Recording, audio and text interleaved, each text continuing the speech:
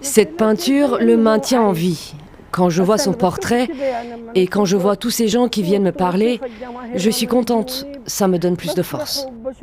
Maïssa Omar continuera sans doute toujours de pleurer la mort de son enfant Walid, tué en juin, mais vivant sur les murs de Khartoum. À ses côtés, à l'écouter, Eitar Goubara ne peut empêcher ses larmes de couler. La révolution est porteuse d'espoir, mais de mort aussi, et elle ne veut pas les oublier.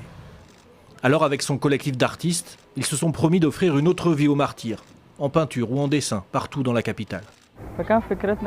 Notre idée était de documenter nos martyrs. Quand les gens voient ces peintures, ils peuvent se rappeler qu'ils sont vivants et que ces martyrs ne sont pas morts en vain, qu'ils sont morts pour une raison. Maintenant, les gens doivent prendre leurs responsabilités. Au Soudan, le graffiti a longtemps été interdit, censuré car potentiellement dissident. Cette peinture d'une des victimes du soulèvement, Mohamed Matar, est célèbre aujourd'hui. Peu de gens connaissaient cet homme, tout le monde le connaît maintenant, disent les habitants. Eitar prend donc soin du portrait comme s'il représentait le visage de leur révolution. Et à ceux dévastés par la perte d'un proche, le graffiti donne de la force.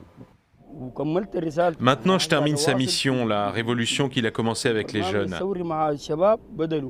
Avant ça, je me tenais éloigné de la révolution, je suivais juste ce qui se passait. Lui en était proche. Maintenant, je la suis. Les graffeurs ne travaillent pas sans risque. Il leur faut éviter les RSF, ces paramilitaires qui sillonnent Khartoum. Eux ont tué ces jeunes gens, peints sur les murs, jeunes gens qui sont désormais immortels.